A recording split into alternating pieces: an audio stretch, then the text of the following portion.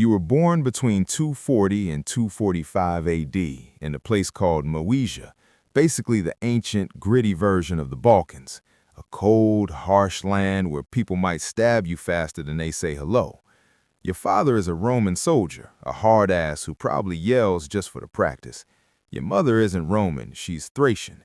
This means you don't understand half of what she says, and she spends her nights kneeling in a dark room, muttering things that mean she's either very religious or she's summoning something. But hey, family's family. See those men standing on the towers? They've been staring into the void for hours. They're guarding the Kanabe, your neighborhood, your home. Right next to those towers is a Roman fort full of soldiers, including your father. Every morning you wake up to shouting, the clanging of iron, and the sound of 200 men acting like war is going to start in 10 minutes. The problem is, it actually might. This is Moesia. You don't know it yet, but living here is like playing life on maximum difficulty. If the soldiers slip up, entire families, including yours, could be wiped out. Yes, you were born in a war zone, but you have one advantage. You're a Roman citizen. In this era, that's like a VIP card. Moesia isn't some quiet town in the middle of nowhere. It's Rome's human shield. The moment someone decides to knock on the empire's door, you're the first to get hit. At 10 years old, you and your friends are running through the mud with wooden swords, screaming too loud and getting dirt in places dirt should never be. Meanwhile, your father is doing the same thing for real, until the game isn't a game anymore. As soon as you can run without falling on your face, you're recruited into a training camp for kids. They call it the Reserve, just in case the barbarians decide to burn the place down suddenly. Plus, it prepares you for military service. Lucky you. The training is pure torture, running miles with a heavy pack strapped to your back while a sweaty centurion screams at you to keep going. By sunset, you're praying to actually pass out, but the fun never ends. You're a Roman boy, which means Latin lessons, and the teacher? Surprise, it's your dad. The same guy who was screaming at recruits all day now gets to scream at you. You'd rather die than hear one more lecture on grammar and conjugations. And if you even think about nodding off, you remember the pain of the last time, so you force yourself to stay awake. You eventually learn to speak Latin without butchering the sentences, and more importantly, you learn to throw a spear without looking like a lost chicken. Now you've become a service boy for the stinking men with swords. You clean armor that smells like death and sweat, and you deliver messages like a stressed-out human carrier pigeon. By the way, you don't get paid. You're a teenage intern in ancient Rome.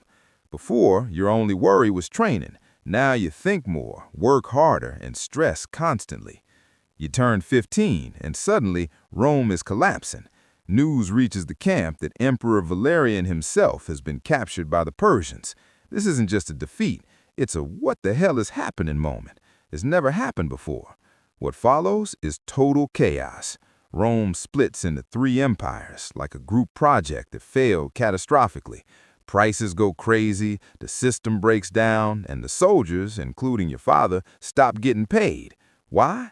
No one even knows who's in charge of the payroll anymore. You used to eat meat and porridge. Now it's stale bread and boiled millet if you're lucky. Your father's broke, food is expensive, and everyone is pretending things are fine while they're collapsing inside. As the empire disintegrates around you, you hit your first Roman-style existential crisis.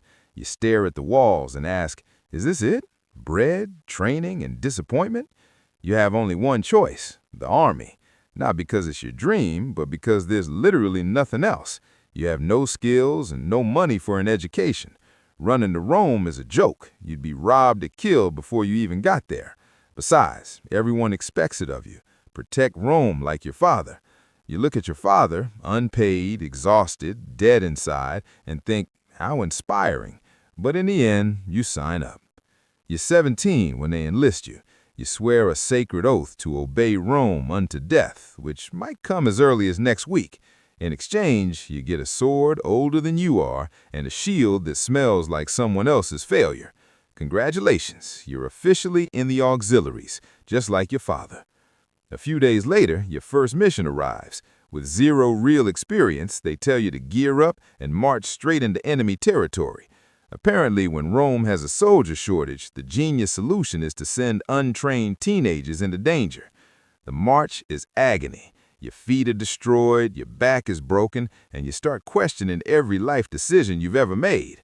When you arrive, there isn't even time to limp. It's straight to work, digging trenches like a human shovel and burying dead soldiers. Life in the fort is soul-crushing, but the only thing keeping you from breaking is your friends. A bunch of miserable guys just like you. You eat together, suffer together, and joke around before collapsing from exhaustion. That bond, "I've got your back," is the only reason you haven't cracked yet. A foggy morning, while on patrol, you see movement in the mist. You nudge your friend. "You see that?" He looks and says, "Yeah, Goths, and they didn't come to make friends." Panic hits. You sound the alarm. The Goths charge, and you lock shields and hold the line. For a few minutes, you succeed. Then their reinforcements arrive. Suddenly, it's not a battle, it's a massacre. Your friends fall, your commander is gutted, the fort is on fire. The air is smoke, blood, and ash. Some soldiers run, but running just makes them easier targets. You fight. You kill many Goths, but not enough. You're soaked in blood, barely standing, and completely outnumbered.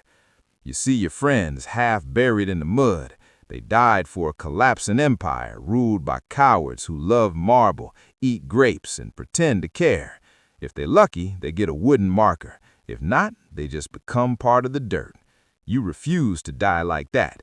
You rally the survivors, you scream, you force them back into formation, and somehow you push the Goths back.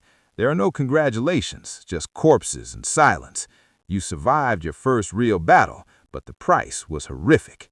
The commanders notice and promote you to Optio, assistant commander. Now you give orders instead of just following them. All you had to do was watch your friends die to get a new title. You get a pay raise on paper, though Rome still owes your father money. The upside is you're not always on the front line. It's a bit safer. But while you're trying to process the trauma, Rome falls apart again. The empire is divided and regions are stabbing each other in the back. Then a man appears, Aurelian, a powerful cavalry commander who declares himself emperor. You respect him. When he asks the Danube armies to reunite Rome by force, you don't hesitate.